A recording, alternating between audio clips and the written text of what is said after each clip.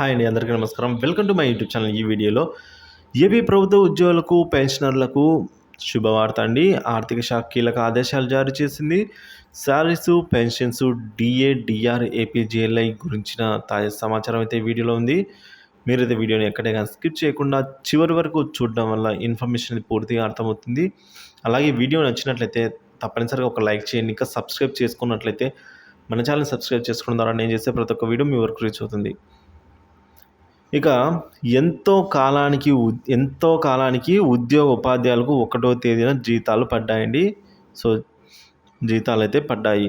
కొన్నేళ్లుగా 1వ తేదీన వేతనాలు, పెన్షన్లు జమ కావడం అరుదుగా జరుగుతోంది. కానీ ఈ నెల మాత్రం అందరికీ ఒకేసారి చెల్లింపులు జరిగిపోయాయి. బుధవారం ప్రపంచ కార్మికుల దినోత్సవం సందర్భంగా బ్యాంకులకు సెలవు రోజు అయినప్పటికీ కూడా జీతాలు, పెన్షన్లు నేరుగా రిజర్వ్ బ్యాంకు నుంచే చెల్లించారండి. ఇక రాష్ట్ర సిఎఫ్ఎంఎస్ నేరుగా రిజర్వ్ బ్యాంకుకు అనుసంధానంగా ఉండడంతో చెల్లింపులు సజావుగా జరిగినట్లు అధికారులు చెబుతున్నారు. ఆదివారం ఉదయమే ఈ చెల్లింపుల ప్రక్రియ పూర్తి కావడం విశేషం. కొన్నేళ్లుగా జీతాలు, పెన్షన్లపై అయితే జాప్యం జరుగుతుండడంతో ఒక్క నెలలో కూడా 10వ తేదీ నుంచి 10వ తేదీ వరకు కొన్ని నెలల్లో ఈ విధంగా కూడా చెల్లింపులు జరగడం చూసామండి. ఉద్యోగ, ఉపాధ్యాయుల, పెన్షన్దారులలో అయితే ఇది తీవ్ర అసంతృప్తి కోల్పోయిన విషయం తెలిసిందే. ఇది ఎన్నికల సమయంలో అధికార పార్టీకి ఇబ్బందికరంగా మారుతుందన్న అభిప్రాయం వ్యక్తమవుతుంది.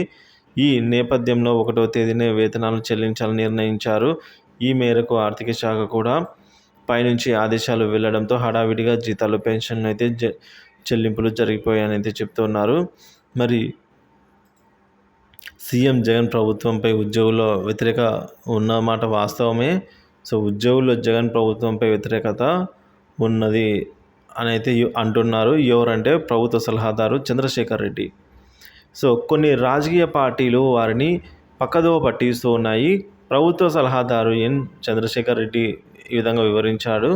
సో, తాము ముందుకు వచ్చి ఉన్నామని కడపలోని వైకాపా జిల్లా కార్యాలయంలో బుధవారం ఆయన మాట్లాడుతూ, ముఖ్యమంత్రి జగన్ ఉద్యోగులకు ఇచ్చిన హామీల్లో సిపిఎస్ రద్దు మినహా మిగతా అన్నీ కూడా 99% నెరవేర్చారన్నారు. గతంలో 27% ఐఆర్ ఇవ్వగా వైకాపా ప్రభుత్వం 23% ఇవ్వడంపై మాట్లాడారు. మళ్ళీ వైకాపా అధికారంలోకి వస్తే ప్రతి నెల 1 ఉద్యోగులకు జీతాలు అందేలా కోరుతామని చెప్తున్నారు. ఇరువురి వాదనలు భిన్నంగా అయితే ఉన్నాయండి. సో, ఇందులో మీరు ఏ వాదనకు ఏకీభవిస్తారనేది కామెంట్ ద్వారా తెలియజేయండి. వీడియో నచ్చినట్లయితే ఒక లైక్ చేయండి, షేర్ చేయండి. ఇలాంటి ఇన్ఫర్మేటివ్ వీడియోస్ కోసం మన ఛానల్ సబ్స్క్రైబ్ చేసుకుని అప్డేట్స్ అయితే ఫాలో అవుతుండండి. Thank you for watching this video.